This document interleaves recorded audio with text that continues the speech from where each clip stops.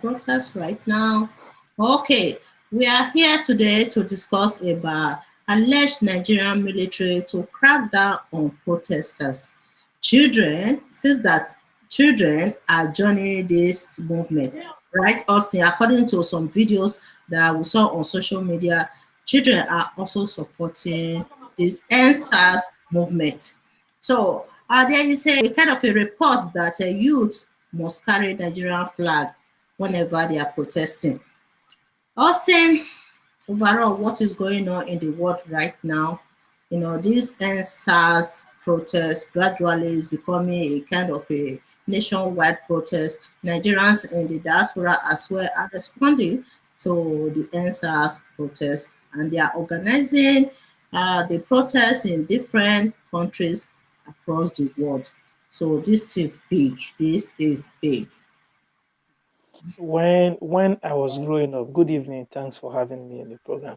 First of all, I want to start by when I was growing up as a little boy, I hear my grandmother always say, she always speak a parable in Bini.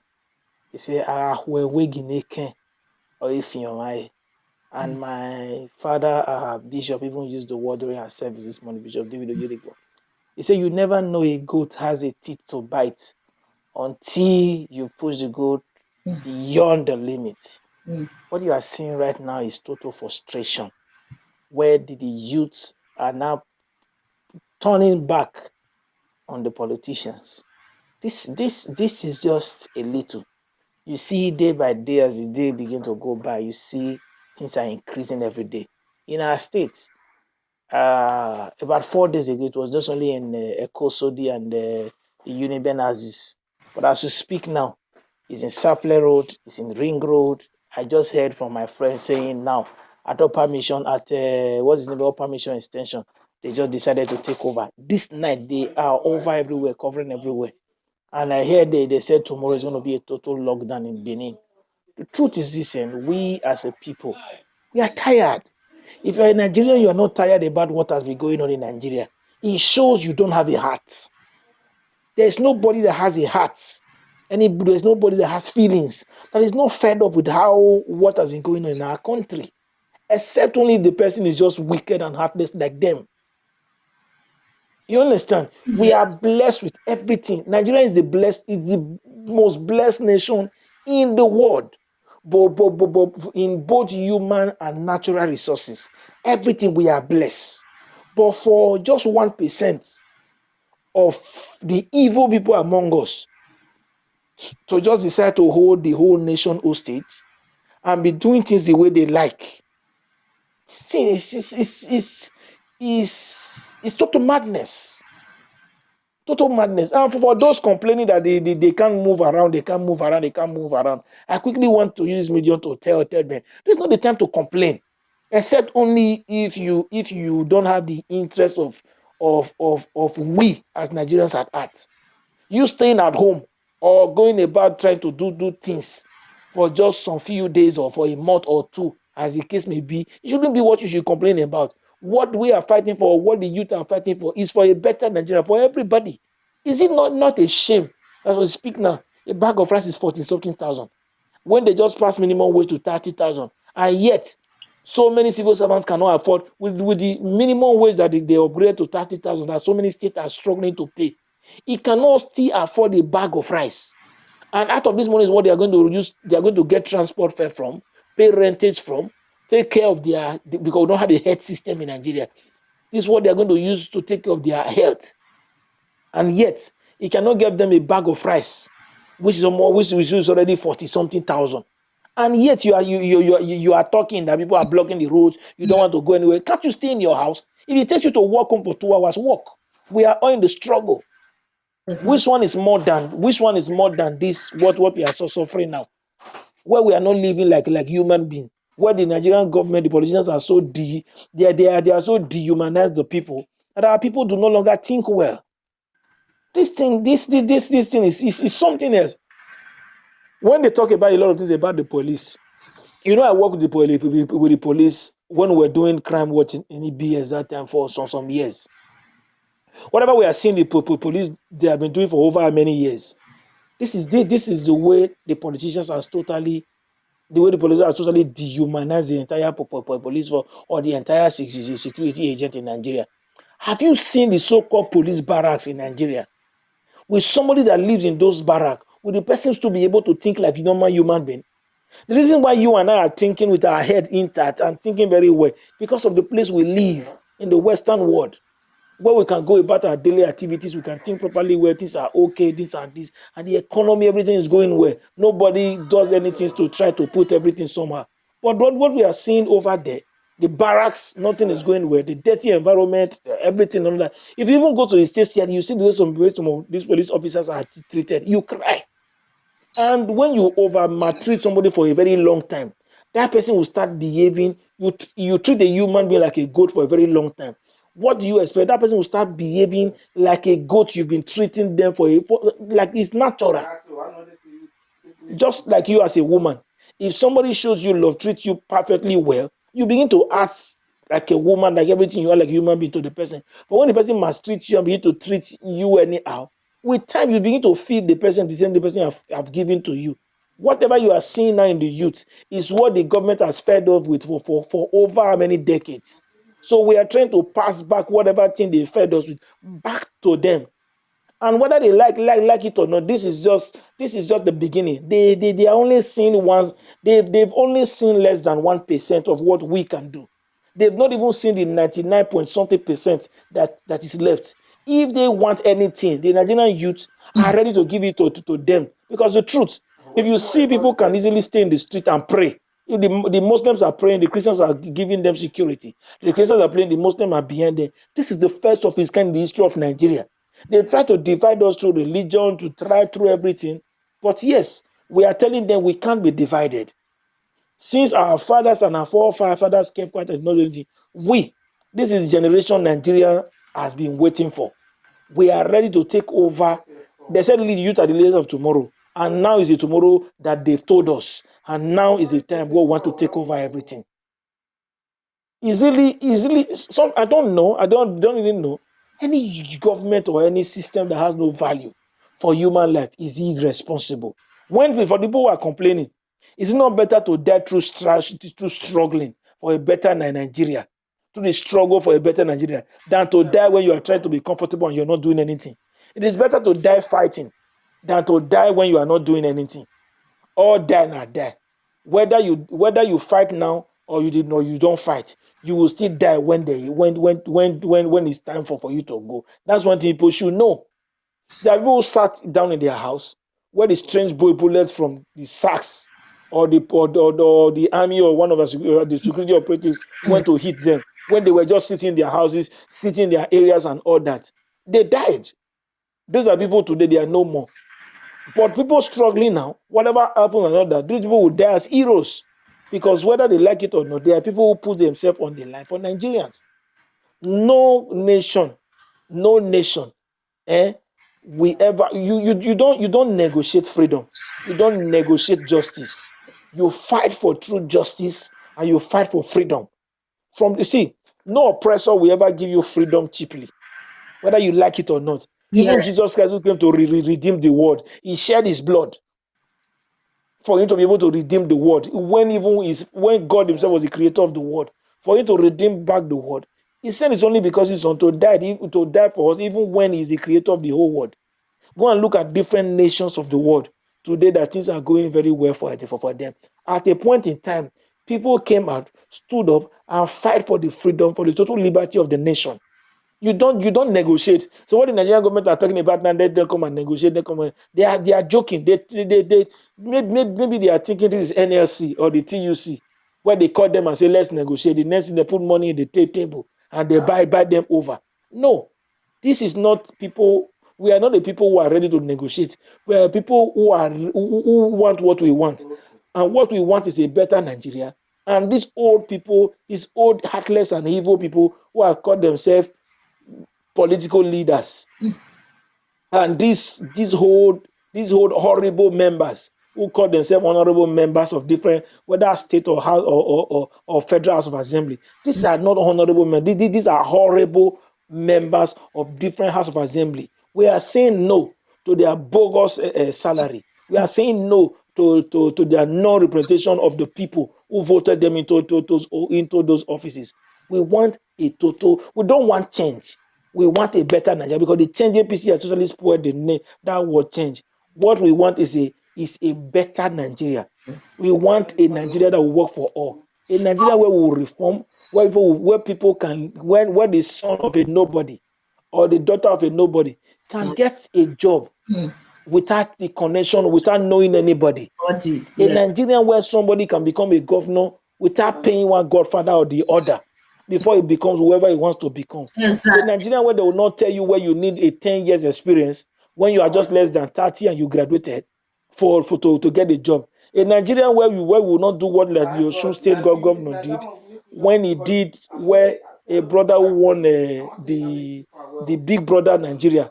He gave a Big Brother Nigeria with all the so many immoralities surrounding the program. You gave the person 3 million naira and a house, and yet a master degree holder, somebody who just graduated for the university, cannot get a job in that same state. And people are graduating with first class every year from that same state. The governor has not rewarded any.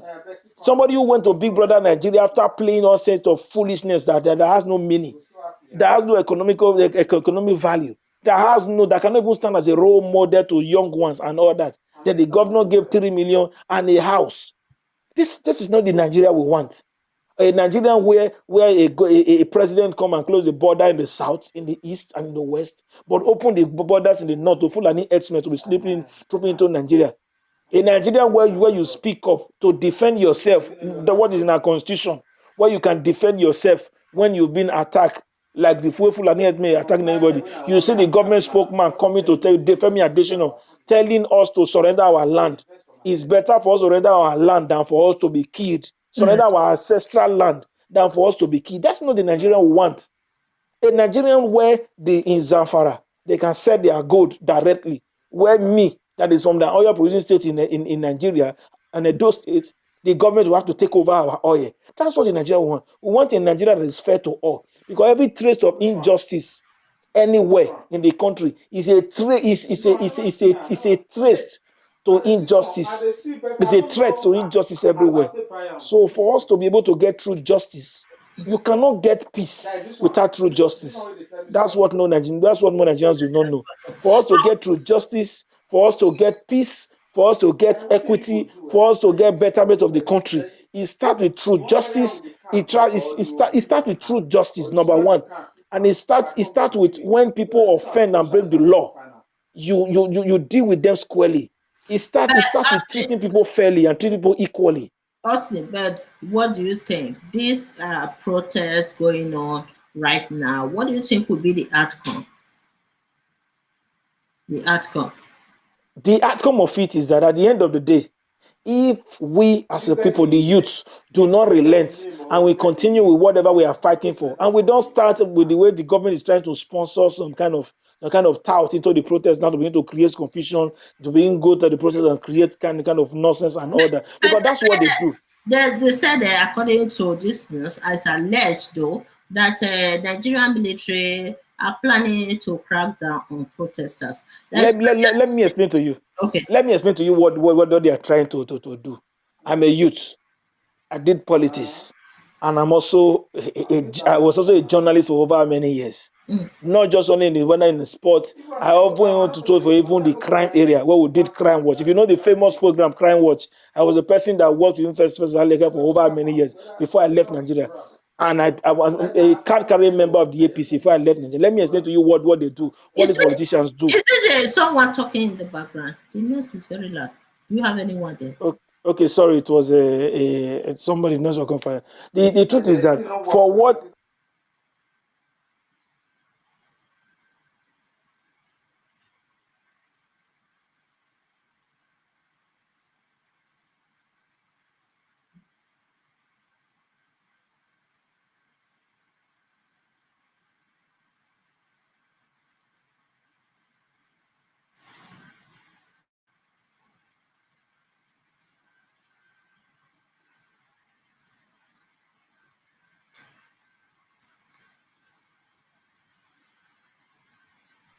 Hello? Yes. Can you hear me? Yes, I can hear Okay. you. The truth is this. I was saying earlier, the truth is this. What they try to do, what the politicians do in this kind of scenario, they call some of the political touts, some of the youths, the cultists among them, the kind of nuisance. Permit me to use the word, the kind of political nuisance among them. Those are the people they give money, they mobilize them to go and create confusion in the protest ground, where some of them begin to go there and begin to steal, rob people, and do a lot of things, so that the police and the army will not have the ground to say, yes, the protesters were creating confusion, stealing and brooding, disrupting peaceful people going about their daily activities peacefully. On that ground, they will not be able to begin to think of how to attack them and all that. That's what they do. Whatever you see any youth creating confusion anywhere, I'm telling you of what I know. These people has been sponsored by the politicians so that they can be able to clamp down on the protesters who are fighting for true justice, who are fighting for their civic, who are going about their civic rights. Because they know that without all this, they can't do anything. You understand? So this thing is just a way our politicians always do all this. It's a normal thing. They mobilize people and give them this money. It's what I know, not what they told me. So I know a lot of them. I know a lot of them they do. That's why if you go around and see some of these people, that's why the police cannot arrest most of these people who come there to create all this confusion. Because the people backing them are the politicians. But what the police officers fail to know is that what the protesters are fighting for is not just only for themselves, for a better Nigeria that will benefit them and their children and their children. Not just only them. Whoever is protesting today, fighting for freedom of Nigeria, fighting for equality, fighting for true justice, is not only fighting for you and I. It's not only fighting for themselves, it's fighting for you and I, fighting for everybody. The better Nigeria we are all clamoring for is a Nigeria that will benefit you, benefit our parents, benefit our children, our grandchildren, great grandchildren, and even our generation that will come after. I was You also, understand? yes, Austin, in our previous show, I also discussed about this idea that the Northerners are not participating in this movement. Okay, when you look at the problems in Nigeria right now, they are being affected more than the Southerners. But when it comes to protests like this, you don't see them participating. I was wondering what is going on here. I'm planning to invite one of their leaders from the north to this show to ask him questions about why the northerners are not participating. Hmm. What do you think is depriving them from joining the movement? The the truth is this: the people forced us together to live as an entity. Mm, It did not really mean well for Nigeria. And when we not start practicing the kind of nonsense way we are practicing running our own government, where somebody will control everything from the center, it became even worse. That's what changed Nigeria and forced us into what we are today. mm, Our biggest challenge as a nation since 1960 has always been the North. Our biggest challenge as a people. When you talk about the poverty, it's in the North. When you talk about the people who fight for power, the North. When you talk about people who have ruled the country more, who want to occupy so many positions, they are the Northerners. But yet the development is in the North cannot be compared to anywhere even in the world or in Africa. Let me say in the world. Only the development in the North, with the different place they've acquired, with all the oil where a lot of their so many top politicians are having, yet the development did not come be compared to anywhere. When you are talking about underage marriage is the North. When you are talking about where they abuse the right of the people is the North. When you are talking about where they kill Christians freely, where people cannot come out to it is the North. These are Northerners who say you cannot do this, you cannot that. They talk about Sharia law Not in a only, secular not state. only Christians they are killing in the north. Not No, only Christians. it's more rampant about they killing Christians, where if you say anything, they say you've accused their Allah. The next thing they start doing is beginning to think of how to accuse the person, to kill the person, and put the person to death. The truth, if a nation must live together peacefully, every region or every region of the country Mm, must begin to make laws for themselves. No, go look around in the nations where you and I live. mm, The laws that are applicable in the south might not be applicable or even workable in the north. These are different people with different belief, different ethnic group, and different Different things. So do you mean And that different religion. federalism, we should be practicing this federalism? There's nothing like one Nigeria. The biggest war, the biggest scam done on Nigeria is for us to believe that there is one Nigeria. Let me tell you this. Do you know today in every state in Nigeria, there's a place seated to the north, the Hausa people, to do about their daily activity, their market stuff in the south, in the east, and in the west. You know, in Benin, for instance, you hear where they say Hausa quarter. These things were not what the Hausas paid for. It was ceded to them by federal government in the south for their business freely. Where even when they are doing some things, they can go there and do whatever they want to do. But you and I, from the south, cannot go to the north to go about our daily business. We need to hide under one big man from the north before we can go about our daily activity. We want to talk of business.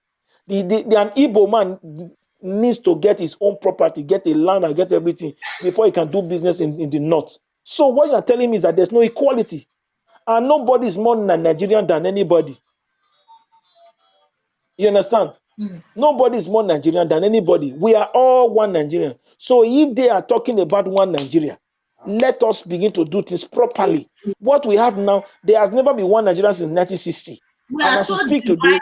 today, there is no one Nigeria. Yes, we are divided. That's why the federal government can fold their hand. Why in Zamfara today, as we speak, the Zamfara state government is thinking of how to sell goods that they discovered over many years ago, that they've been selling secretly. The government was selling the CBN getting this gold from them directly. Where you and I from the south that has been feeding the country for over many years, when we call Nigeria an oil producing state. This oil producing state they're talking, the oil nation. The oil producing state in Nigeria are just few. Almost all the states are from the south. And we have been feeding the country for over many decades. And yet we are saying we are one. But Zamfara discovered gold now. But Zamfara can directly say they are good without we talking about true federalism, without we coming together, say we are one nation where they need to say this and do that. That's to tell you how the high level of marginalization in Nigeria. Where if you look at about today in Nigeria today, in this APC government, all the juicy positions are being occupied by one ethnic group, the Fulani Muslim. All the security agents has been headed by them. And also all the different juicy positions are being headed by them. If this is a show that they want to head this, let us go back in our way. If the marriage in Nigeria is not working, what do you do when you are married to somebody and the marriage is not working? You divorce. Then everybody go their separate way and begin to think of what works for them. Since Nigeria is no longer working, if they don't want to restructure for us to still be one Nigeria, for everybody to control their resources and go back to their region, go and look at it. The only time Nigeria worked was when we were in our region. When you have the Midwest, we in the Midwest were going about our daily. When no nation worked, when you leave it under the hand of one government. Even the US, even the Canada, even in Italy, even in Germany, even in the UK. They have different regions. And in regions, you have people that take care of the regions where they run things in their region. Okay. You understand? I understand that. I understand that some people are saying that we need this federalism in Nigeria so that states will have power to manage their resources, implement laws and everything. Okay, let's go back to this protest. What is going on now that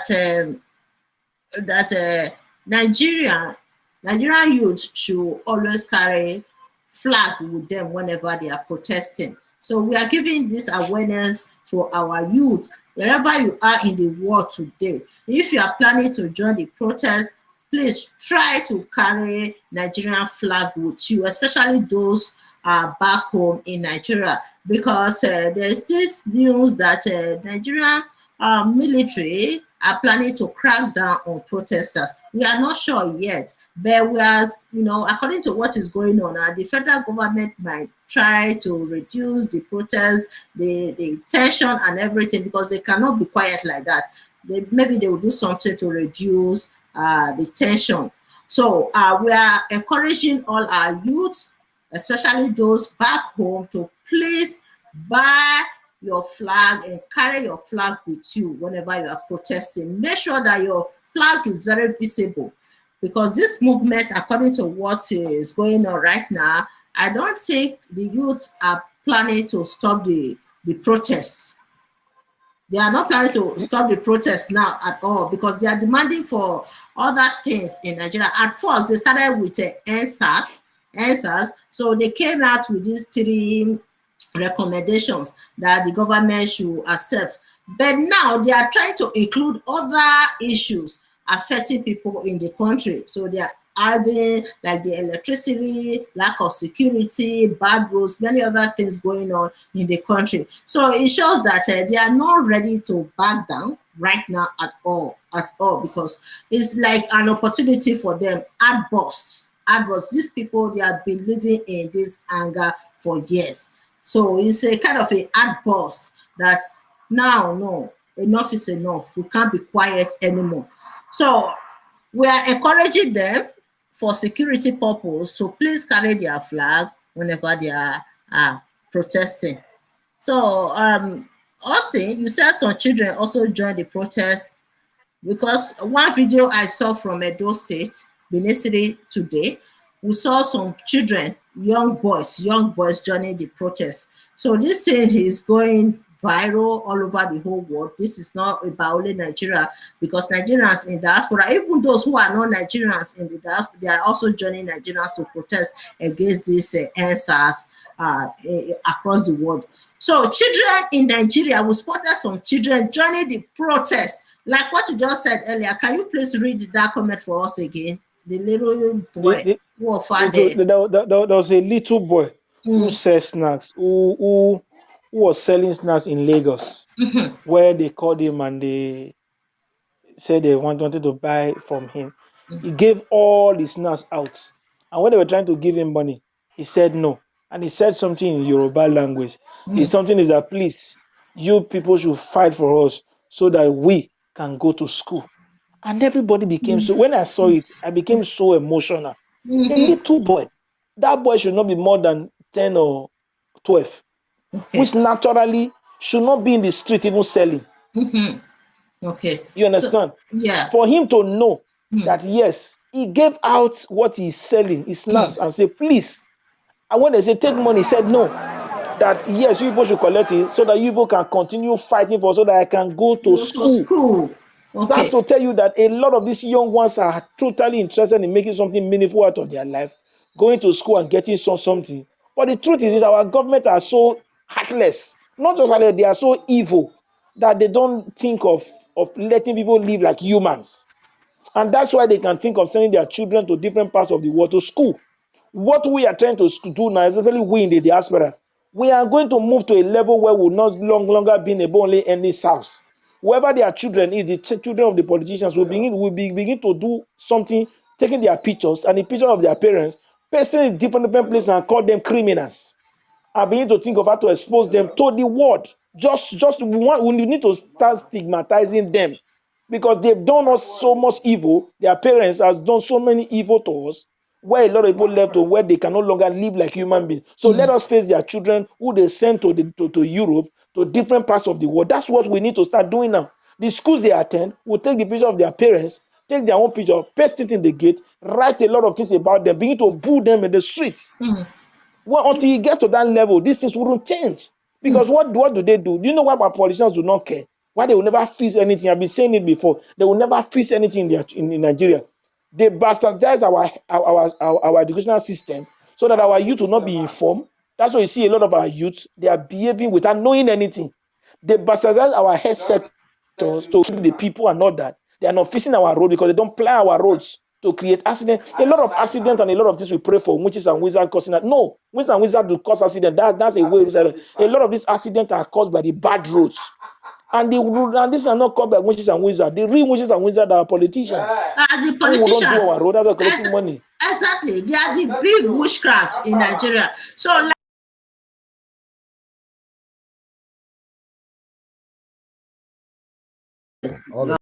right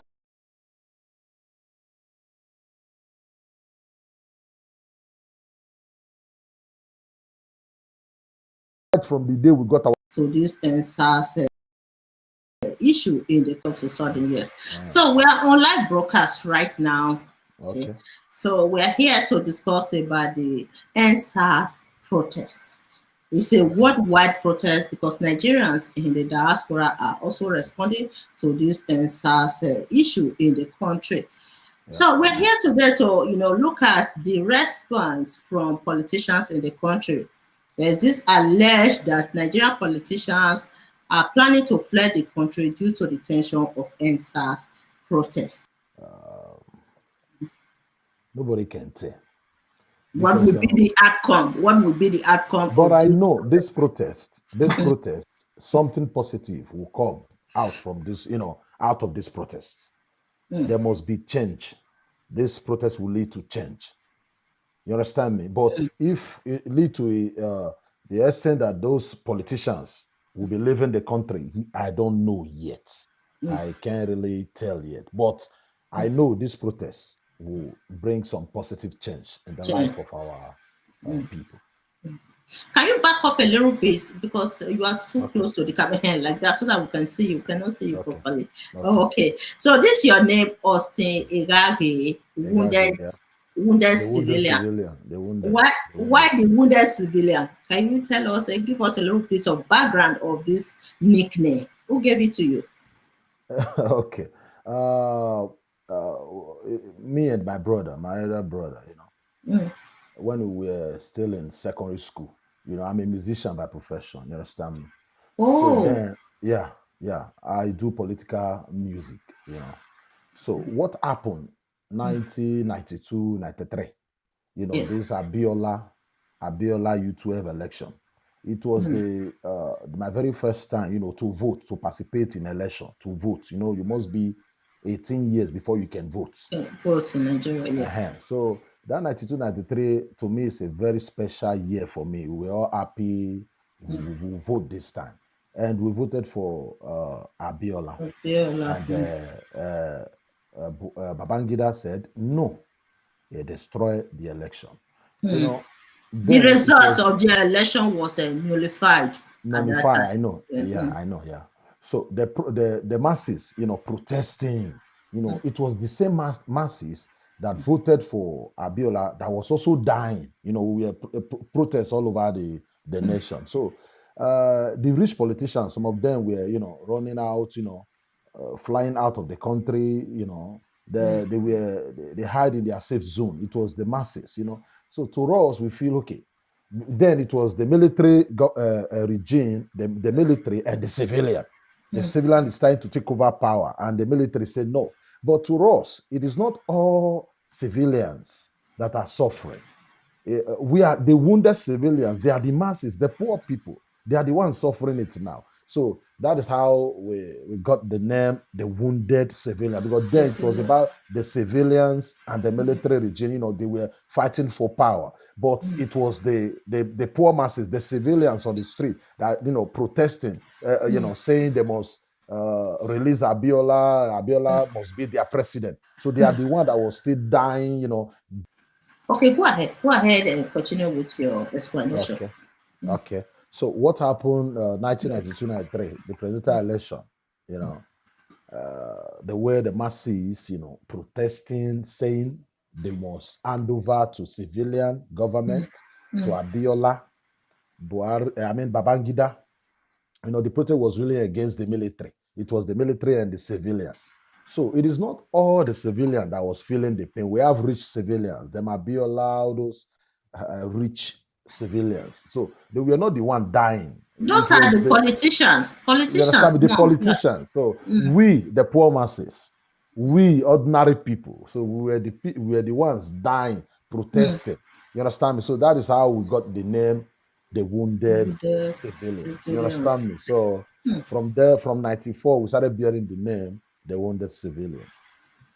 That's where I got the name from. Interesting.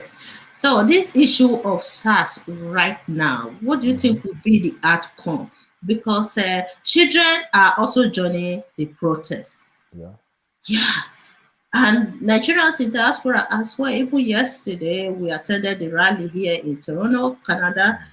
Oh my God, the crowd was so big that I was wondering, so we have so many people like this in Canada, in Toronto specifically. The youth came out in their numbers, morning till evening. So the politicians in Nigeria right now, we can't really say them active about this issue of SARS, because the youth are going beyond SARS and SARS, because they are demanding for a lot of things now. They came out with other problems in Nigeria that needs to be resolved. So what do you think? What do you think would be the outcome of all this? Yeah, you see, this protest, let me use Edo for example. You know, what happened in Edo? You know, it was so clear to everybody that the people want change now. The people want to Yes. decide, choose their destiny, and rule their destiny. So, with what happened in Edo, there is hope that yes, this protest will lead to something positive, because in Edo, it was the people versus the Godfather who think that Nigeria is their own private Oh, property. So, I you would say dare me the election? Are you referring to the past the election? election, the election. Okay, You not the understand me? Because protest, the election. Yeah. people in diaspora really, they are the people who really fought for this. Yes. You know, for the our governor there, Obaseki.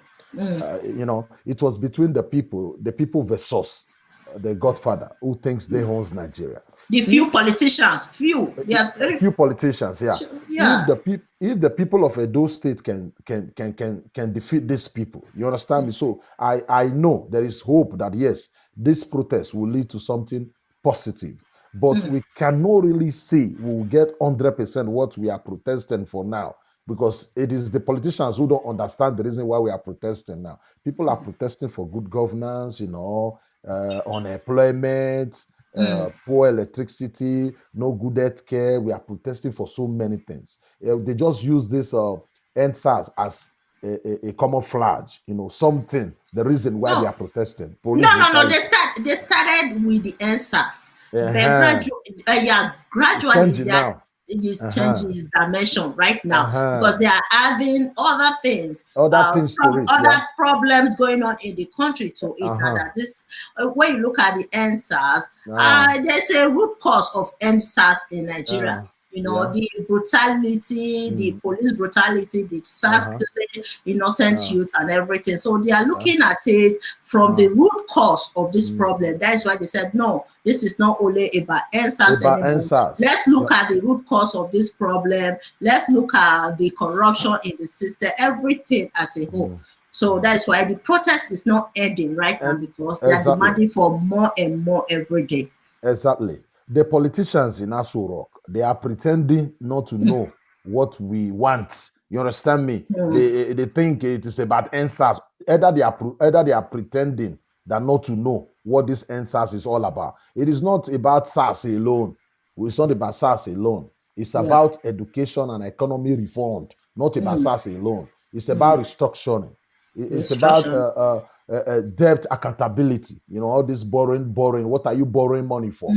Yeah, and the cost of living, to save cost of governance, the money they are paying all these people. So NSAS is about it means many things. So we don't know where we are positive will come out from this protest. I know 100%, because what happened in Edo, it gives so many people hope that yes, we can beat these corrupt politicians in this game of politics. We owns the country. We are taking it back from them. That's what I know. Yes, yes, Yeah. the masses. Yes, what Yeah. happened in Edo State shows that the power lies in the hands of the masses. Of the masses, yeah. Only if they are willing to exercise their rights.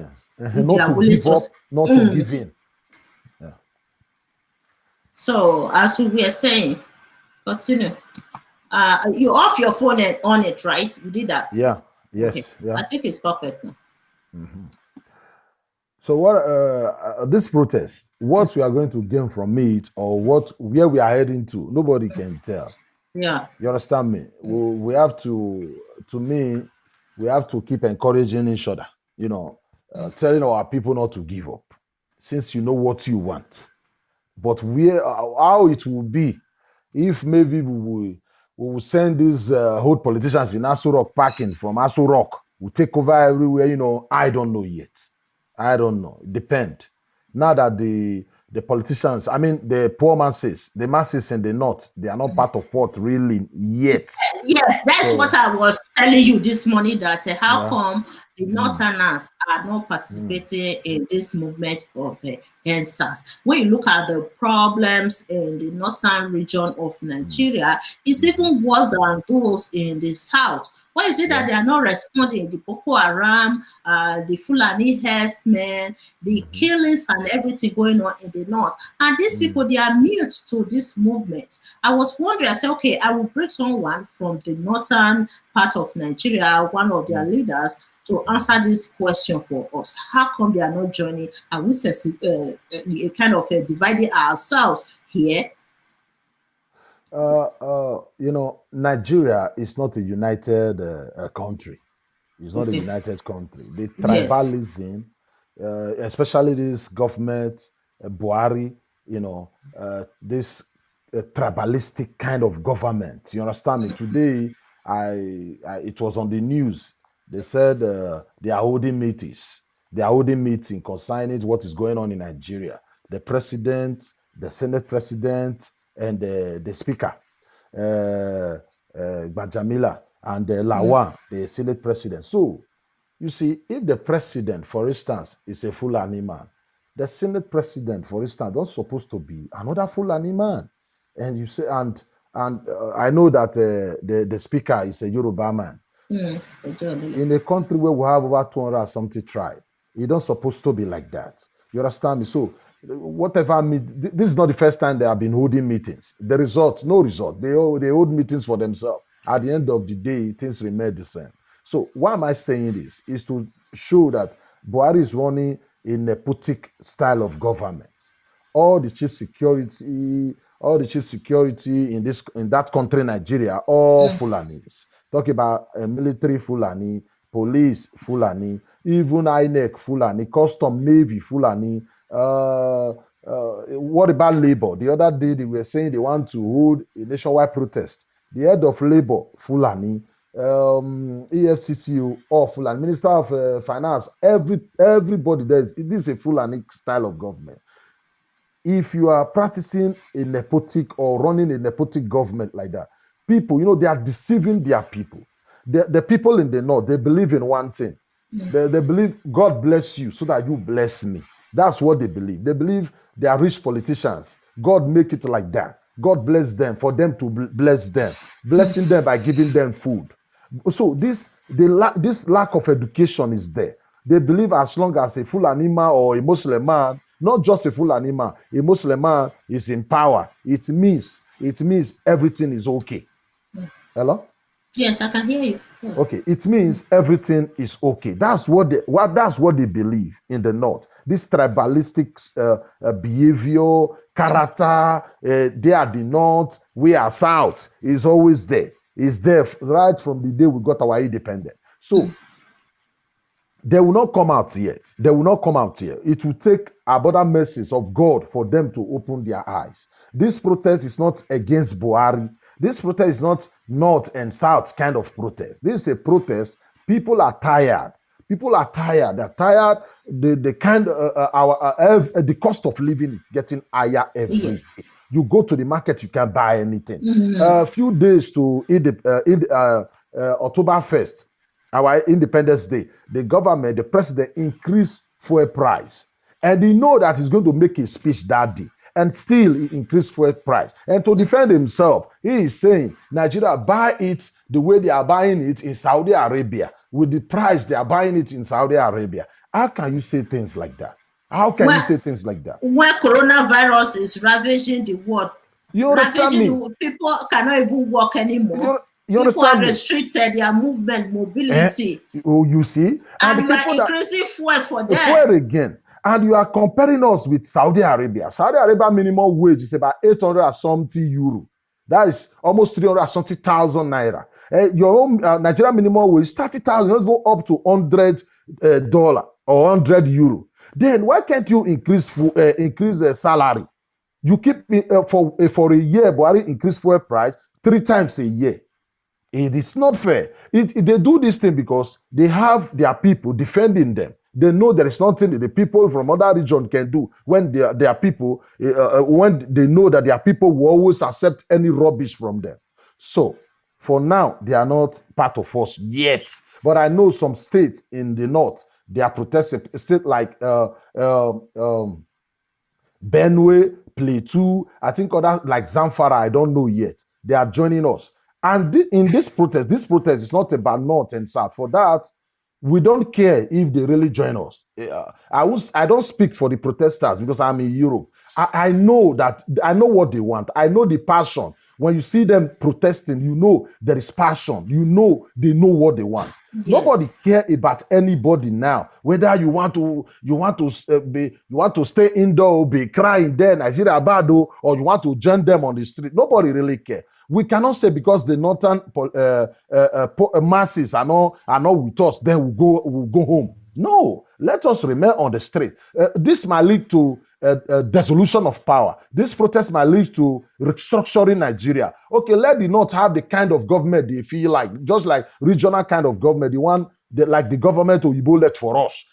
Regional kind of government. Every state have your own police force. Every regional kind of government. You read your budget. Look at UK. We have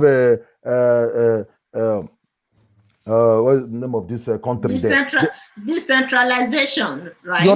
You understand me here? So this protest can lead to that. We don't really care whether they join us or they don't join us. How can you be begging a region, begging people? They said they are killing people in Nigeria. We know. And most of these people they are killing, the killings always happen in the always in the north. They always kill people in the north. Insecurity there. People live in fear, die in fear, live in fear in the north. Is it a Bonu you want to talk about? They almost killed their governor the other day. They almost killed their governor. We all saw it on national television. So they are the people that is feeling the pain. They are the people that are dying every day. And they are the people who don't want to join protest. It is their fucking business. We don't really care if they join or not. And you want to talk about Sata Kaduna? Look at people in Sata Kaduna, ethnic cleansing there. Yes. Even in Buhari State, in Buhari State, they are killing people there. And you can travel from Abuja to Sokoto to Kano. You can travel from Abuja to Kaduna. They are the people living in fear. And we can't beg them. Look, if they like the life they are in, it is their business. We in the South, we have had enough. 60 years of bondage, living in bondage for 60 years is not easy. A government will tell you, I will give you light. Vote for us, I will give you light. Vote for us, we will build every year we'll be building refineries. We will make $1 equals to 1 naira. Vote for us. We will defeat Boko Haram within 2 years. We will pay unemployed youth 5,000 every month. I will create 3 million jobs every year. And after voting for them, they will deny everything. Buhari will come and tell you, I am not the one that was saying all these things. It is my friends. They will deny everything, and you are there. People are demonstrating so that we can hold these people accountable. Whatever they promise us, they do it. And you don't want to join us, and you are saying because your brother or somebody from the north is the president. We don't force anybody. They should be ashamed of themselves. How can, for instance, Nigeria healthcare budget, the whole Nigeria healthcare budget for the whole country, let's say 200 million people, is about 46 billion. 46 billion. 46 billion. Okay, what about Nigeria education budget? 48 billion. Okay, Nigeria legislator, those senators and the rest, their budget is about 125 billion. Because why now? Why? Are they better than the whole Nigeria? How can you budgeted 128 billion for these people? But the healthcare, Nigeria healthcare, you budgeted 46 billion. Does that make sense, my sister? Why I still don't understand why politicians are overpaid in the country. Oh, look the other day. Look at our Senate House. They said they want to renovate it with 10 billion. This budget now, 2021 budget, they said they are going to renovate it 10 billion. Yeah, God himself, Baba God cannot elevate heaven with 10 billion. Baba God cannot elevate heaven with 10 billion. So if these people don't want to join us, it is their own cup of tea. We don't give a shit about them. We are tired of this life. We are tired. So let's encourage our people on the streets. Yes. Not to leave the streets until they get what they are protesting for. One of the traditional rulers in the Yoruba land, Iba Gani Abiodun Igbe Mm-hmm. Adam, said it was sad that with the present situation in the country, there are signals that the ongoing protests might trigger national crisis that may consume the nation. Mm, Mm-hmm. mm, mm. Mm-hmm. So we are saying that now. Yeah, Sister, honestly. Yeah. let me tell you something. Mm, Uh, if they said we must unity is the best, mm. Africa unite. They always say it, African unite. When they say African unite, that doesn't mean all African countries will come together, and turn Africa to one country. No, it will be disastrous. It will not work. You see, why am I saying this? I love unity, but Nigeria, the North and South, don't supposed to share the same country, or really, because we have different mindsets. The mindset of the But youth in the North is different from the mindset of the youth in the South.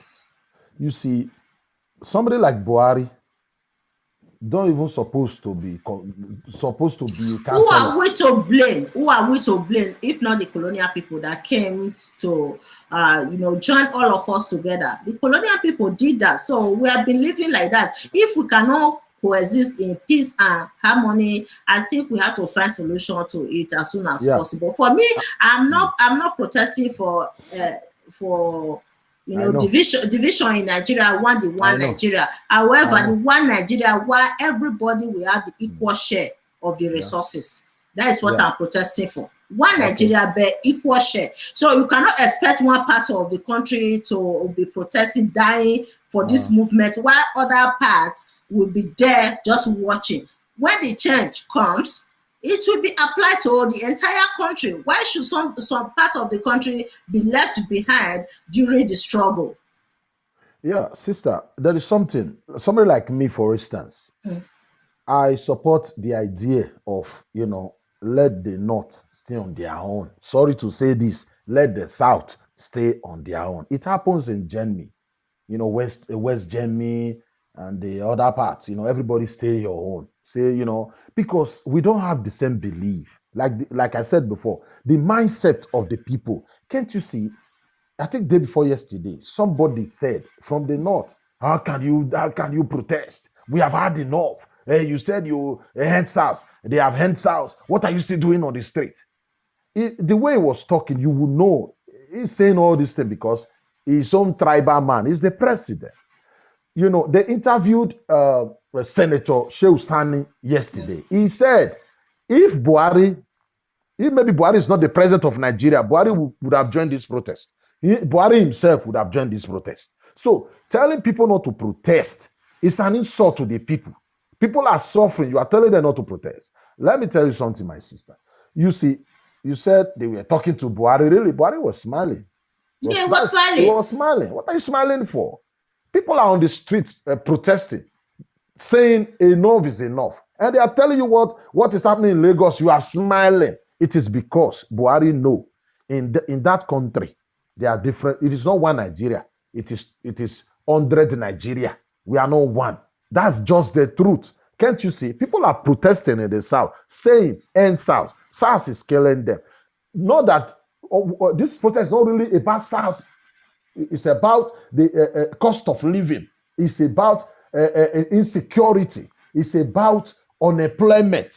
But instead of the people in the north to encourage people in the south, or join them, they are saying, "Oh, give us the SARS if you don't want it." It's to tell you we are not the same. We are pretending to be one. We are not one. Can't you see? Today, the Senate president said, okay, the protesters, you can go home now. Give us time, to address the few of your demand. Few.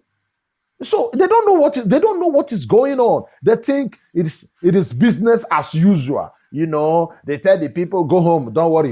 You said you need this, you need that. Okay, we will do it. Everybody go home. They don't know that this protest is growing. It might be a revolution tomorrow. They might change this whole protest to revolution tomorrow. Yes, they That's are what they changing don't it know. now. They are Do you changing understand? it now. Do They you are changing understand me? it now. They are Yes. saying we should give them time. give you time for what? When Buhari was increasing fuel, did you deliberate it on Senate there to say, the people are suffering? You can't. Let me tell you, my sister. Now they don't give you light. Nobody gives you light. People need electricity to run their business. Poor people need electricity to run their business. If you are a fashion designer, you know what I'm talking about. They need electricity to run their business. Of course, yes, Government don't give you light. You have to buy generator with your money, buy fuel with your money, and you are increasing the fuel. When you increase fuel, cost of living will skyrocket. People can't buy foodstuff in the market again because it will affect transportation. So these people don't give a shit about the poor masses. Now, government don't give you light, you give yourself light. Government don't give you water, you dig well by yourself. But every 4 years, you vote for these people. But when the government want to increase a fuel price, they don't deliberate it on at the Senate and say, okay, our people is suffering. You can increase fuel at this time. We are still battling COVID-19. No, they don't care. But the people are on the street demonstrating. You are telling us, go home. We will look for how we solve it. And the worst thing, they said they are reforming the SARS. So they are it's a kind of a transition from SARS to SWAT. These are a group of people, the same group of people. It's like they are taking the masses for fools. For a ride, they are taking us for a fool. They don't regard us. They don't respect us. How can people be demonstrating saying they don't want SARS? Instead of you to at least forget about creating another force and say, okay, don't worry, SARS have been dissolved. Maybe after a year and 2 years, it's okay. What are you going to do? Let's set up another police force that will handle the things the SARS supposed to be doing. No, they say no, it's going to be SWAT now because they don't respect the people. Exactly. Look, the masses on the street, we know what we want. What we want is this. You see the SARS, they said they just dissolved. They were policemen before. They are police officer. This SARS you are talking about, they were police. They are police officer. The name is just nothing. People don't think maybe they dissolve SARS. All those guys are at home. No. Hello, can you hear me now? Yes, I can hear you. These people, they don't have any regard for us. But this time around, we are going to prove to these people we are ready for business. Nigeria is now or never. Somebody like me, I don't really believe in Nigeria. But what happened is not 2 days ago.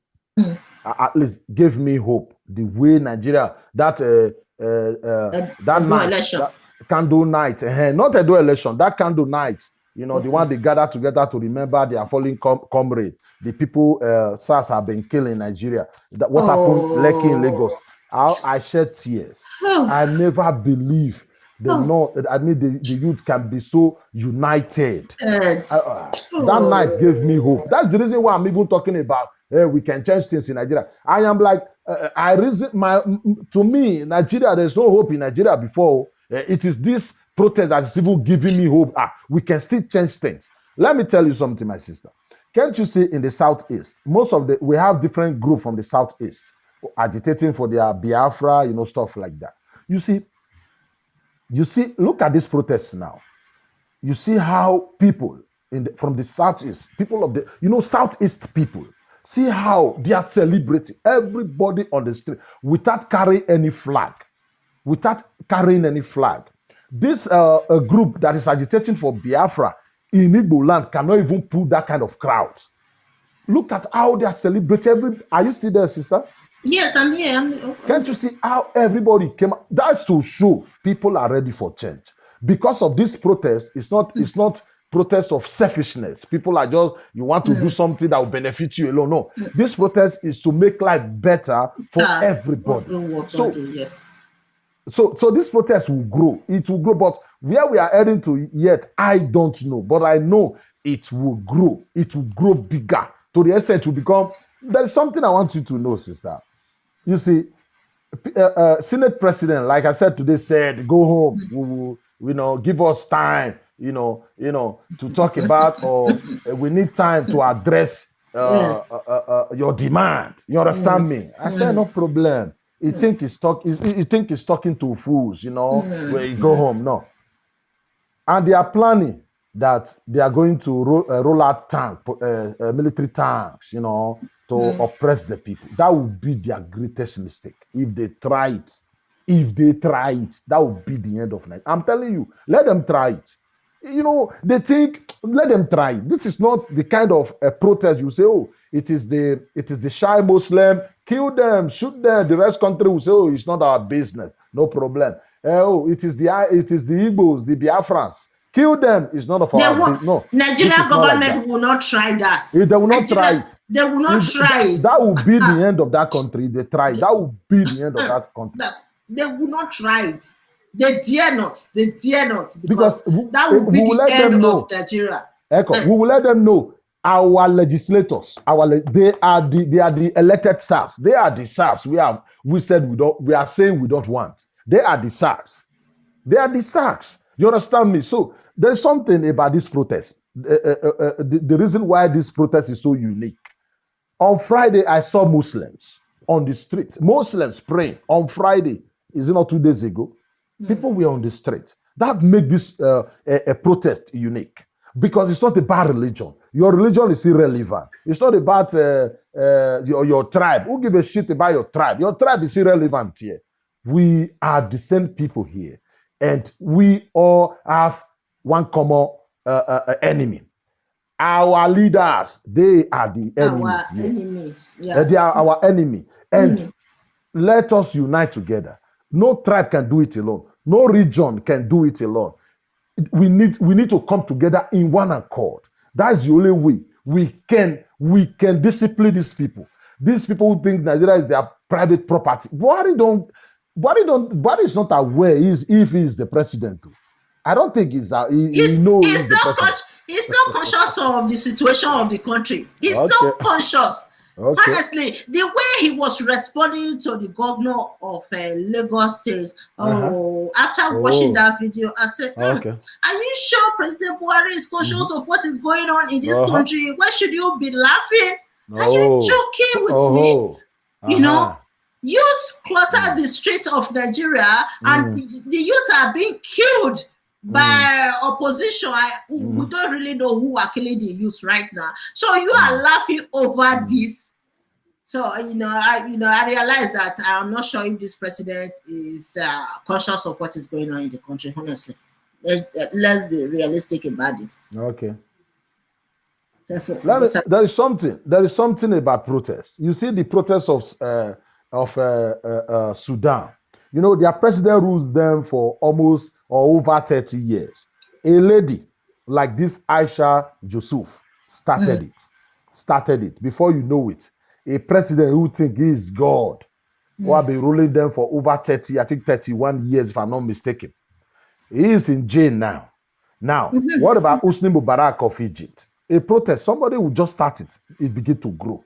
In Egypt, rules them for, is in almost 35. Where is Hosni Mubarak today? People say good things of Gaddafi. Yeah, Gaddafi say, a good man was a good man.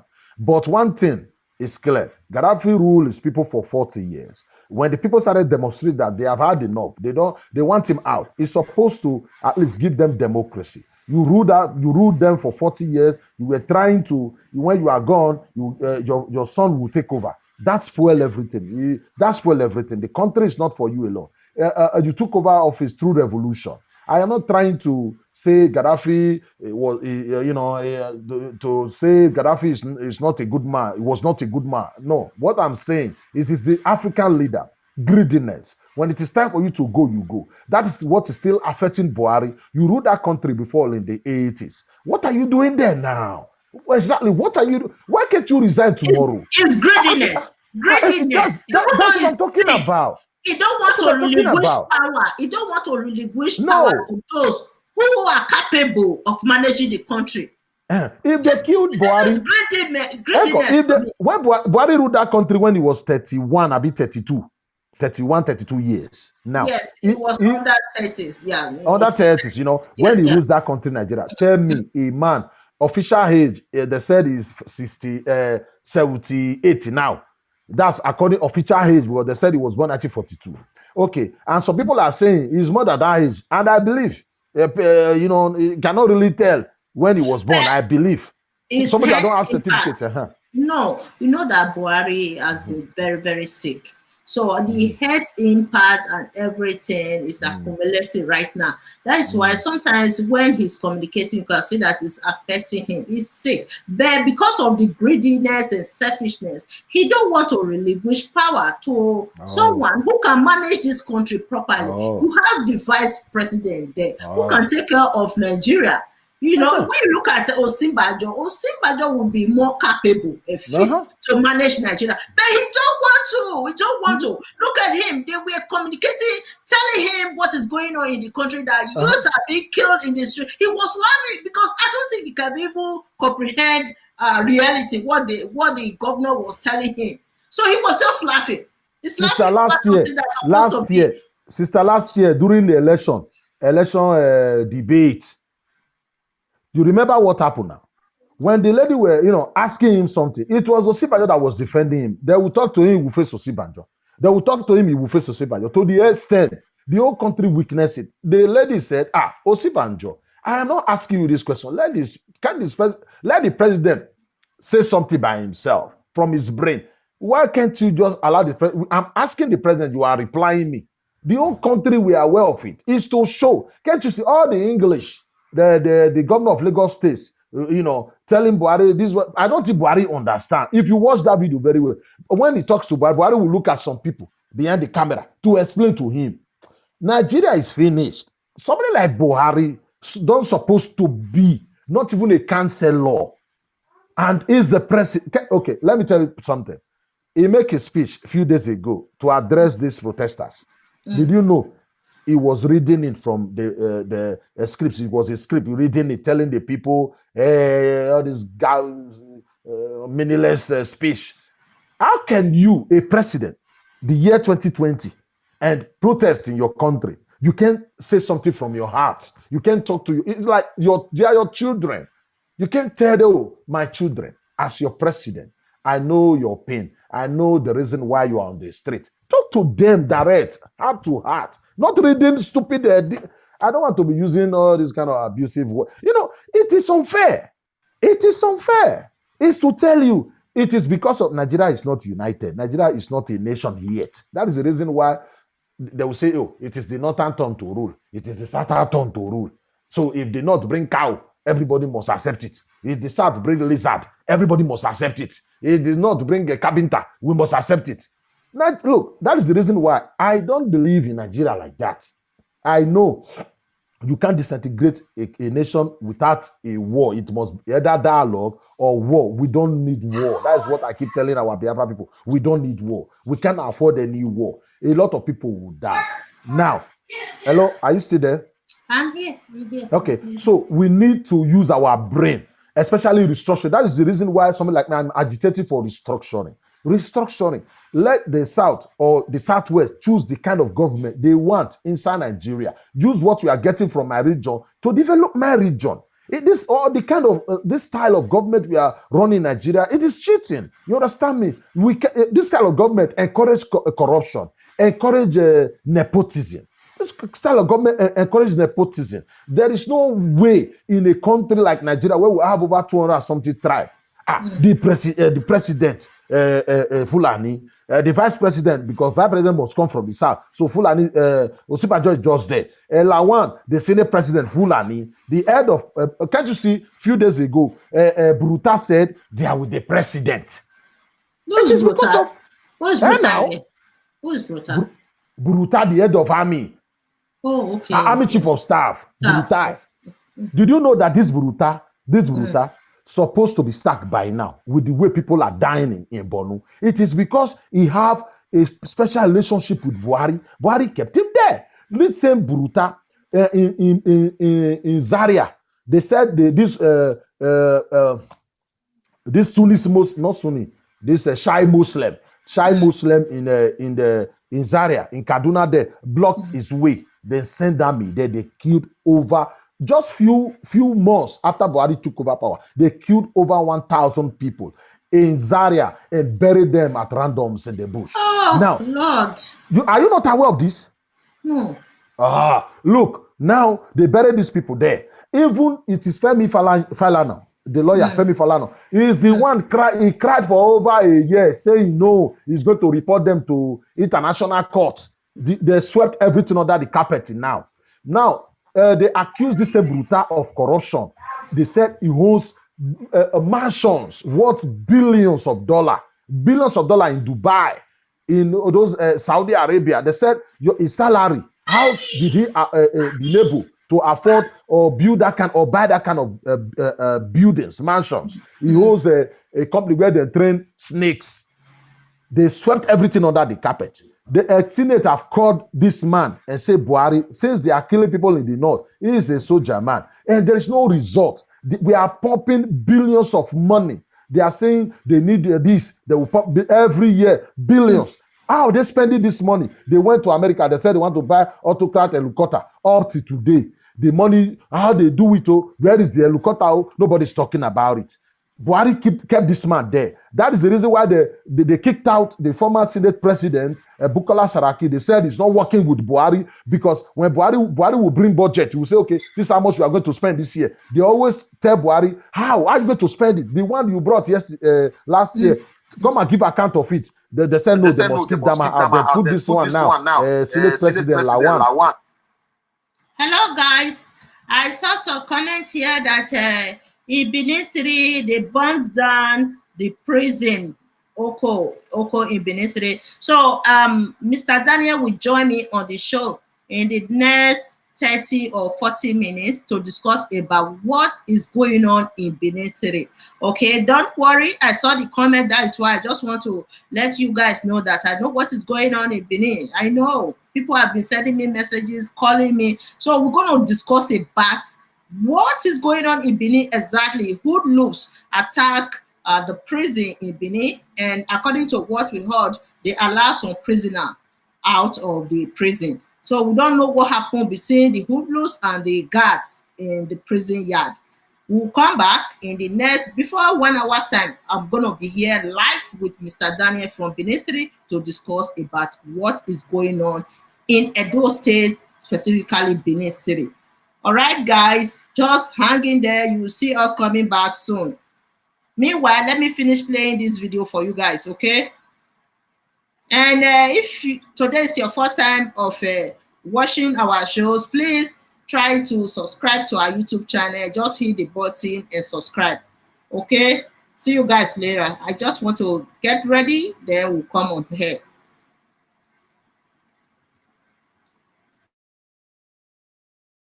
Robert senator who don't argue with Buhari. Anything Buhari say, yes. They will say yes. Now, look, few days ago, like I said before, Bruta telling Nigeria, we are with the president.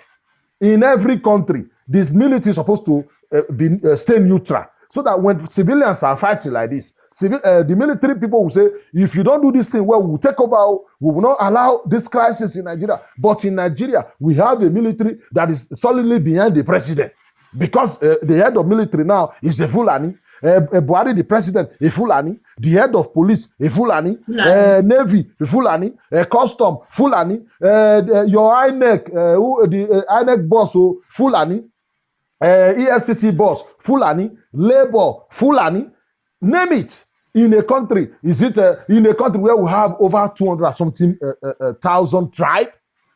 Nigeria is finished. If you want to save Nigeria, Buhari, all his gangs, at least lock them in prison. I am not that country. There's no hope in that country. Now that's the reason why you say, they said the northern youth, they are not part of us. We don't want if they like be part of us. They are not participating in this movement. Yes, if they like, let them participate. If they like, don't participate. They will be left behind. If they like the life they are in, enjoy your poverty. We are not born to suffer. We are not born to suffer and die. 60 years of living in bondage. We have had enough. The lazy youth are no more lazy. The lazy youth are waking up. Either they like it or not, this protest, it might not lead to revolution. It might not. I don't know tomorrow. That's the reason why I said, I don't know if it will lead to where all politicians will be leaving the country, because the people from the north, they are not really participating. But things might change tomorrow, because what led to the First World War? They killed just one king, one man, and his wife, a king, one king and his wife. Before you know it, the world war. So anything can happen. Anything can happen. This protest now, they are planning now. They are threatening that they are going to roll out military tanks. So, this their water can. Spraying people. You may threaten people with guns. Let them try it. They might try it tomorrow. Before you know it, because I know the whole world is aware of what is happening in Nigeria. That is the reason why I give kudos to those celebrities who participated. People like Whiskey, the Davido, those guys are very popular. The Flavor, they are very popular. Yeah. For them to join this, for them to join this protest, it made this protest more popular. So let them try it. People are warning them. The best option now for them is to just keep calm. Let them just cover. Don't talk. Let us do what we want to do. Do what we want to do. What we want is a new country. We are taking our country back. The other day, a certain ambassador from the north is saying, "How can they? You protest? If I should play you, I can't do that here. Look," he said, we have had enough. We cannot. Buhari should be using an iron hand. That he blame Buhari that is not using iron hand. Can they try it during the ambassador? Iron hand. Why can't Buhari use the iron hand to iron the masses, the protesters? And now, the video went viral. The video went viral. He said that you use iron hand. A non-time man. Let them use the iron hand. Why can't they use the same iron hand to iron out this Boko Haram in the southeast, in Borno, in Yobe? For you to know how useless these people in government can be. You remember about 3 years ago, Boko Haram went to a certain school in Dapchi in Yobe. This one happened before they kidnapped those girls from Chibok's girls. We are not talking about Chibok. Those Chibok's girls happened during Jonathan's time. We are talking about what happened during this Buhari's time 2 years ago. Boko Haram went to a school in Dapchi, city called Dapchi. They kidnapped over 200 again. So said again, another kidnapping girls again. The one they said they kidnapped during Jonathan's time, we are still looking for them. And you are kidnapping another one during, in Dapchi again. They said, okay, they need money. This government paid billions to bring them back. And they said one girl out of the 200 something girls said, no, she will not renounce her religion. They kept the girl. They said the girl will stay, and they returned the rest. Did you know? Let me tell you how they returned these girls. They brought them back in broad daylight. In broad daylight, in broad daylight, not in the night. They brought them back to the same school they kidnapped them for. They negotiated with them. Now, the money they gave to them, that is not what we are talking about. How can they? I said the Boko, it was about 6 to 7 lorries full of Boko boys. People started asking, and the locals were hailing them. The locals were praising for them. Praising them. So the question now, how can the Boko Haram, a wanted boys like that, who enter our streets? We are spending billions. They would let them return the girls and arrest them. Let them go and show us their hideout. Is to tell you, they are using this Boko Haram. Boko Haram is like a business venture. Yes. Boko Haram, they are just using Boko Haram to extort money. They are making billions from Boko Haram. They said that the Boko Haram group itself originated from Nigerian politicians. You understand? Using thugs as their political weapon during election period, that these people, they transited from being thugs to Boko Haram. Look, when you look at the roots of all the crimes in Nigeria, started from the politicians themselves. Look at what is going on in Edo State, that the politicians are encouraging thugs in the state. So politicians are the major problem of Nigeria, the politicians. Of course, they are the problem. That is the reason why we are protesting now. That is the reason why men, I not say boys, men. That is the reason why they are on the street. Sister, let me assure you. I keep telling our people what happened in America, the way they killed that that black guy. Is it not George Floyd in America? So it sparked a nationwide protest in America. You understand me? Now, I keep telling our people, if we don't say here I am, if you don't, life is like if you don't say here I am, nobody will know you are there. If you don't like the life you are living, you have to say something. Say, I don't like it. Come out on the street, come and demonstrate. And people have been keeping quiet. I gave up on Nigerian youth. You understand me? Now, because during this COVID-19 thing, even in Israel, the money they kept aside to curb this COVID-19 thing, some politician, embezzled it. It's not even up to the kind of money our politicians use to drink beer in beer parlor. Now, they said they even called their president, Benjamin Netanyahu, to resign. That is how people do things. People that have, when you have human beings, when a country where they have human beings, that's how they behave. Look, in Nigeria last year, money kept, is it not last year, this year, during COVID-19, money kept to curb COVID-19, so solve COVID-19 problem. The finance minister, another Fulani lady, cannot give account. The money kept on her care. She cannot give account. She said she used the money to take care of some poor people. Give us the name now. The Senate called her. Give us the name. Give us the name. She could not. Before you know it, they set our office ablaze in Abuja.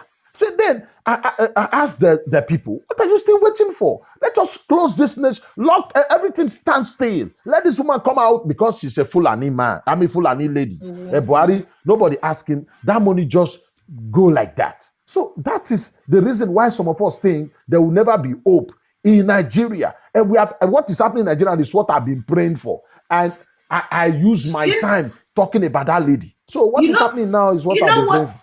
You know what they are doing? They'll borrow money from China. And the money will go to contracts. They give contract to politicians in the country. At the end of the day, the contracts are not being carried out. Why the money will go like that? These people, they are plunging the country into this big debt. Okay. When they borrowed the money, because was it not Amishi the other day that they were questioning him about the money, the loan from China that was awarded for a contract, and the contract was not carried out. So these people are borrowing money all the time. If you ask them, what are you guys doing with this money? Nothing in the country. They borrow the money and they award contracts to themselves. Politicians to themselves. At the end of the day, the contracts are not being carried out. That's all. Enough is enough. You know what happened a few years ago, this one is a big story, my brother. Big story.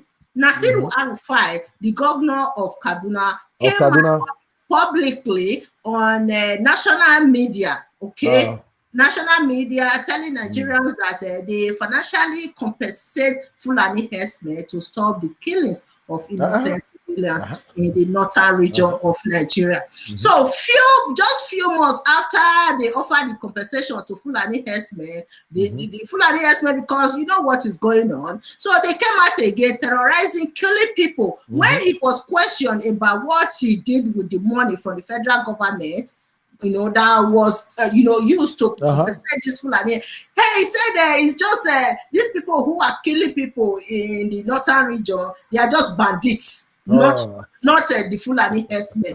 After, you know what he did? Beyond Fulani herdsmen, he was inviting other Fulani herdsmen from other countries, African countries, to come to Nigeria to collect money, financial compensation, and stop the killings of Nigerians.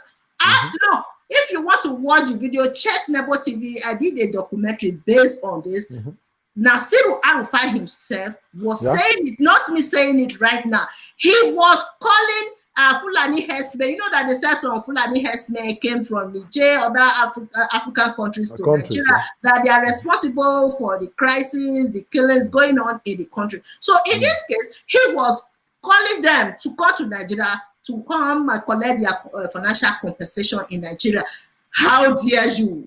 How dare you? Criminals are compensated, financially compensated in not only Nigeria, where Nigerians we are talking about now. He was calling upon Fulani herdsmen in other countries to come and collect their money.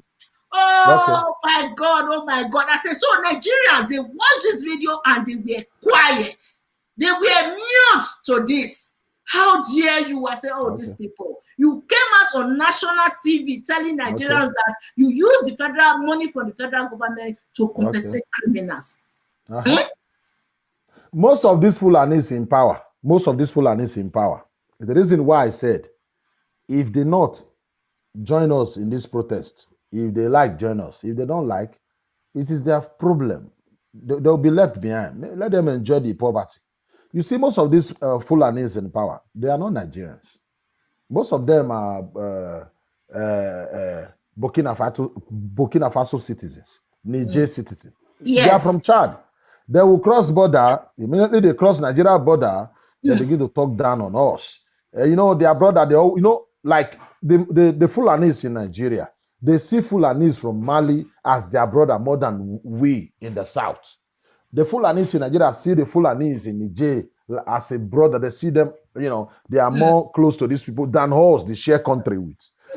Just like that, they will open their border, they will come in, spend 3 or 5 years, they can contest for any office. That is the problem. That is the reason why. Look, we are heading to destruction.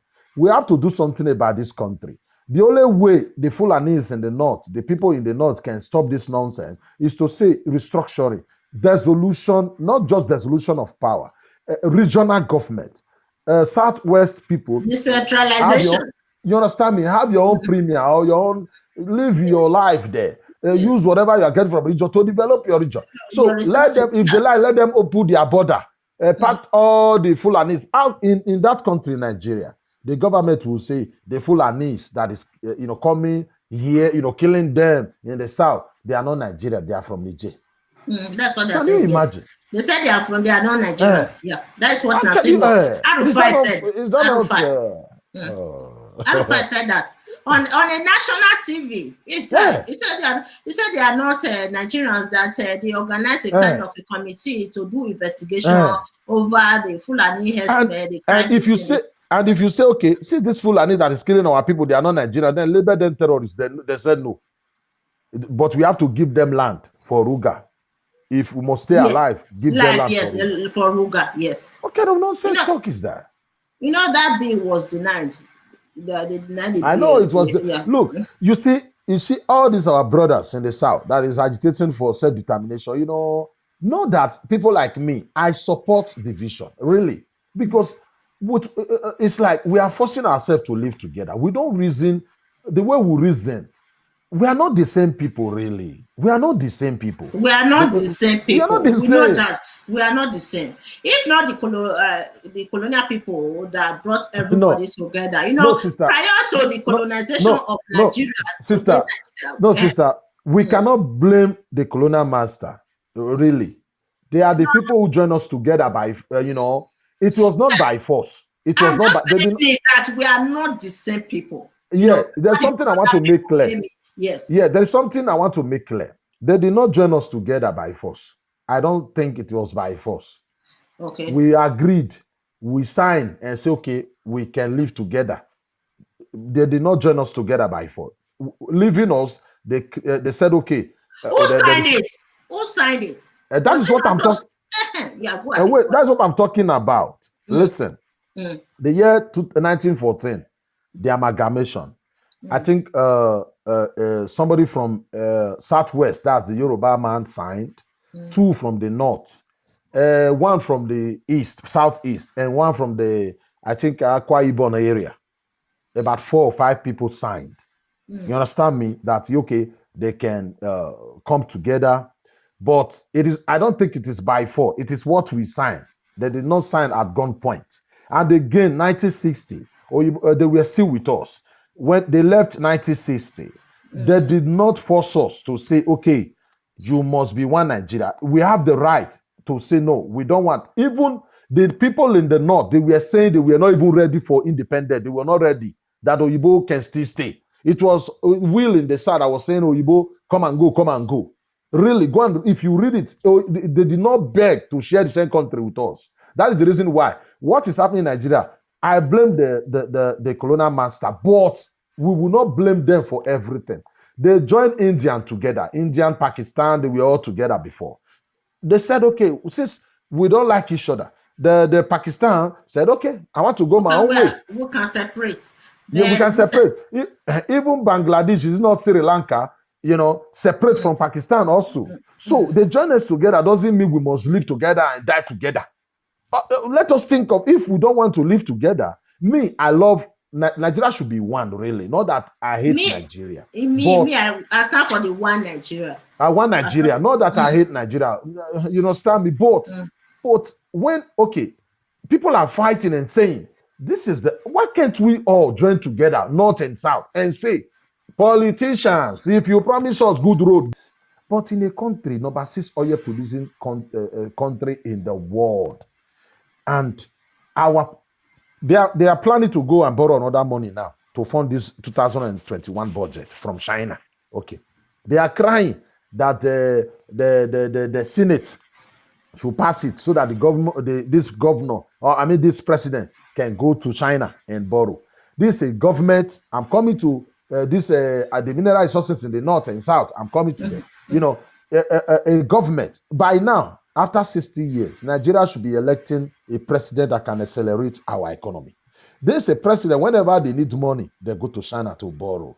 Whenever they need money, they increase fuel price, electricity tariff. That's what they do. They don't think, okay, what they can do that will bring money, how they can generate money. What they do is to look for how they will sell oil. If it is not enough, they go to China. As if that is not enough. These are set of people in government, they said they are in short of money. They need money. Their salary is a senator receiving 30-something million every month. We are not talking about their wife, their allowance and the rest. Official cars. Did you know that civil servant salary 30-something thousand every month? For 30 years, it will be 10-point-something million. For 30 years, civil servant will receive 10-point-something million for 30 years. Meanwhile, one official car for these useless politicians sorry using all these abusive words, for these people at our Senate in Aso Rock there, one official car for them is more than that money. Meanwhile, civil servant receiving 30,000 for 30 good years to be 10-point-something million. You see the reason why it's not about we have oil in the south, we have oil. Look, this country is not working because the people in the south, in the north, they see us as they contribute nothing to our GDP. Now they see us as they are I don't know how am I going to put it. Without us, they cannot live. But it is time for us to say, for 60 years we have been taking care of Nigeria. You can be the oil, the city where you are getting the oil from. Their farmland is finished, destroyed. They don't have good health care, no good hospital, no good school. Where you are getting the money you use to build Abuja, make Abuja look like London today. You are getting it from Niger Delta, from Delta State, from Bayelsa State. Meanwhile, all the villages where you are getting the oil from, people are living in abject poverty. So I don't care whether they have something to take care of themselves. This is what Oyibo, the reason why they join us together, that our colonial master, they said they don't have enough resources to take care of themselves. If you know you don't have enough resources to take care of yourself, why can't you respect where you are getting, respect the people, the land, the people who host the oil, instead of, treating them as if you are more superior than them? That if you see a Hausa Fulani man, when they are talking, two or three politicians who makes comments about this protest, you will know they have no regard for it. How can you come out on national television be telling people you blame Buhari, he should be using iron hand? Youth are demonstrating, protesting for a better life. Buhari should be using iron hand. Look, my sister. In a democratic society like Nigeria. And the man said we should not forget that people are beginning to say Buhari must go. He said that is nonsense, that we should not forget that Buhari was elected democratically. What kind of nonsense is that? They say Buhari in Aso Rock removed Chagari, a democratically elected president in 1983. There is nothing wrong if we agitate and say Buhari must go. Nothing wrong. It happens everywhere in the world. When the president is not doing well, president is not fulfilling his campaign promise. If the president is not doing what he's supposed to do, what you voted for him for, if he's not doing it, he is sleeping, squandering our money, we have right to come out on the street and say Buhari must go. They did it. We did it before to Jonathan, a nationwide protest. So we can do it to Buhari. If Buhari is not the president of Nigeria today, he will be on the street demonstrating. So yes, exactly. He did that before. He did that before. There is no sacred cow here. No sacred cow. Buhari must go. I pray this protest, because we in diaspora, we cannot really dictate for these people in Nigeria, because they are the one, taking the risk. They are the ones sleeping. They're on the streets now, sleeping, saying enough is enough. So we will always, our own is to encourage this, but we will always pray. Let this protest grow, because they are calling for protest in Warri tomorrow. Is it not Warri? Even Edo next tomorrow. All these protests you are seeing in Edo is child's play. They said it's going to be a gigantic protest in Edo and Warri. They are inviting people, come out. Look, the time these politicians deceive us. So that's it. This protest will grow. Definitely it will grow. We have to encourage our people not to give up, not to give in. I know they are going to send threats. They are going to tell you they are coming with their army, and again, the protesters, we have to tell our people at home, go and buy Nigeria flag. Go and buy Nigeria flag. Look, to be free, you don't beg for freedom. You fight for freedom. Don't think as we are on the street now, everything will just die down like that. These people, it is the poor masses, the people versus the politicians who think Nigeria is their a private property. So they will go down without a fight. So go and buy Nigerian flag. They are going to send their soldier. The military cannot shoot you when you are holding Nigerian flag. It is impossible. Because when you are holding Nigeria flag, it means your protest is not to destroy the country, but to make the country a better country for everybody. So go and buy Nigerian flag. With Nigerian flag, they can't do you anything. With the flag, they can't do you anything. Very important. Like I said, these politicians, they won't go down without a fight. They never. You think everything will just die down like this? They won't attack you. They are going to send their their military. They are going to send their DSS to be arising the people. So you need to be there with your flag. Very, very important. There is no way they can shoot you when you are holding Nigerian flag. So that's what you tell our people now. Someone sent me the same message yesterday. Let me check it on my WhatsApp here. I even shared the message. I shared the message across that they should all hold their flags when they are protesting. So because next week, they will send their army. I'm telling you, their military. They will come. Okay. Let me read this to the audience. It said, greetings, great Nigerian people. As we are all aware of the present NSAS protests taking place all over Nigeria at the moment, information reaching us via reliable sources in the security cluster is that the Nigerian army will soon be deployed to quell the protests in the name of dealing with the thugs and hoodlums that have hijacked the protests. Please encourage all those you know whom are taking part in the protest to hold a Nigerian flag, no matter the size. Okay, so it's simple. Nigeria flag, no matter the size, small. Like I have many Nigerian flags with me here. I have 1, 2, 3. I have 3 with me here in the studio. I can even bring it out. So I, try to have your Nigeria flag, the small one. There's that small one that you can hold like this. Try to hold your Nigerian flag when you are protesting. I think we have to do a proper awareness about this. Awareness, proper awareness. I will do that. I think I have to just create a show specifically for this to give people awareness that they should make sure they hold their flag, because I don't think Nigerian government will just be quiet. They will do something to stop the protests. So we have to avoid the trouble so that these soldiers, Nigerian soldiers, according to what they told me the last time I went to Nigeria, that they are very crazy. They can do anything. Exactly. They are even worse than the police in the country. Well, they told me. Now that they said they are with the president. Oh, They're you supposed see. to be neutral. They are the same. So we are encouraging our youth to ensure that they keep themselves safe and travel with flags. Yeah. So And again, before we end this program, yeah. I would like to, talk to our people too. Mm. You see, the people you are supposed to be, to hold responsible, these politicians, our governor, our senators, our president, even local government chairman, those are the people. When things are not going well, those are the people.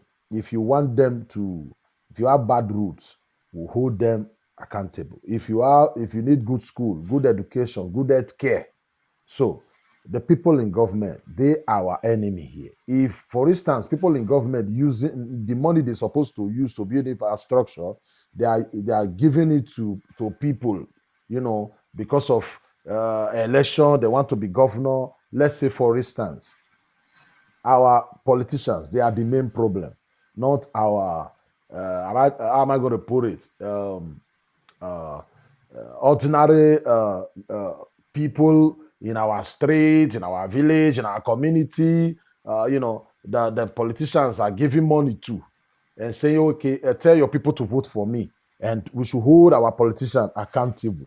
They are the people we are facing now, the people in Aso Rock, the people, the governor, the senator, they are the problem now. They are our problem. So we have to educate our people to know more people to join this protest. They must join this protest. It's very important. If they don't like the life they are living, if they want Nigeria to change, they have to join, especially Edo people, Delta, people from the South, because we have lost so many people, brothers, sisters on that Mediterranean Sea coming to Europe in search of greener pasture. Oh, that one is another You understand another me? big problem Uh-huh. facing Nigeria. Ah, no, no, no. We And have to we have to join to change things so that our people will not be taking that kind of risk again. mm, If you have been there, you will know it is 50-50. It's not even 50-50, it is 70-30. That's the chance for you that you will live is 30. Because huh? people want a good life, taking that risk, crossing a Mediterranean sea as big, with a boat that was supposed to at least take 6 people on 200, be carrying 200. That kind of boat don't supposed to be used, to cross that kind of sea. You are taking risk. So a lot of people have died in Mm. that sea, from our state, especially Edo, Those Delta, states, yes. so it is our responsibility. We have to take this as opportunity for us to really, stand and fight so that things will be better tomorrow. Mm. So before we end this show, Mm. I just want to quickly read this article I saw right now on Okay. my WhatsApp. So go back to your country and make it better. Nana Akufo tells Nigerians. Nana Uh-huh. Akufo Adodo. Okay, that is the Ghanaian Yeah, your president, right? president. Yeah. Mm. Okay. Okay. He said the Nigerian government sending special envoys to us will never change the way we will govern our nation. The Yeah. same Ghanaians you chased away in 1983 during Buhari administration is the same Ghana Nigerians are running to for shelter. They are running to Ghana now for shelter. Many Nigerians are in Ghana, and the way they are treating them. We fought for a better Ghana with our blood by carrying out a revolution. We killed corrupt politicians for Ghana to be a new nation.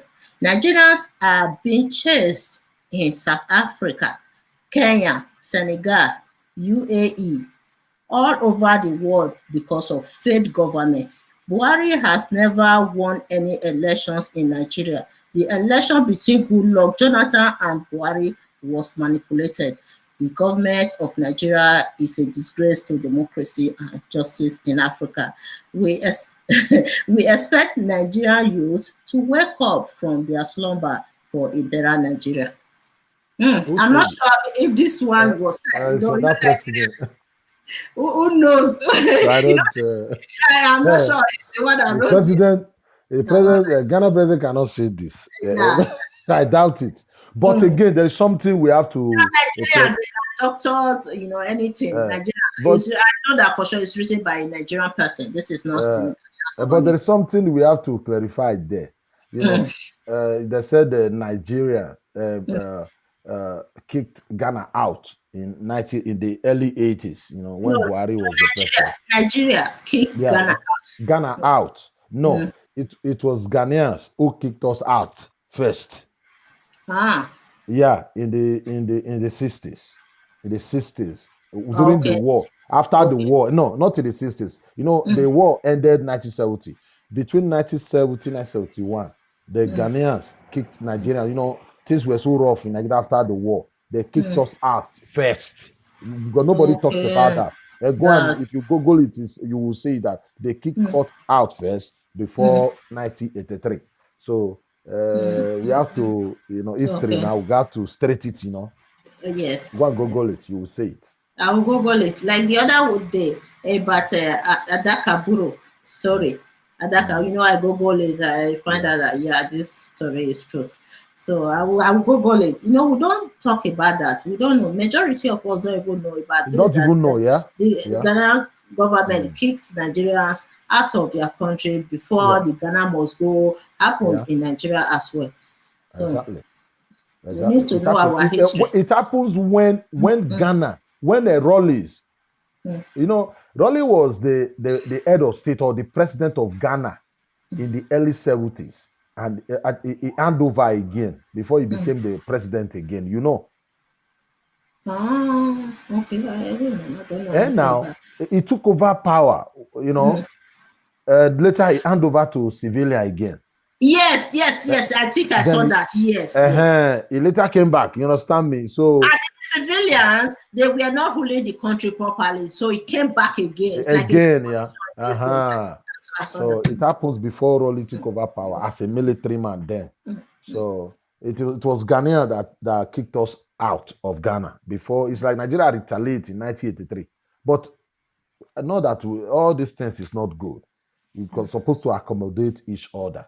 Look today, Nigerians all over the world, and people are rejecting them. It's not good. You understand me? So we have to learn to accommodate, really. We have to learn to accommodate each other. Thank you very much, sister. Thank you, my brother. Thanks. Thank it was really productive. you. So I'll talk to you later. Thanks and God bless you. Problem. Thanks, viewers. Thank you all. Then we'll come back tomorrow again, continue with this SARS. Okay, and SARS.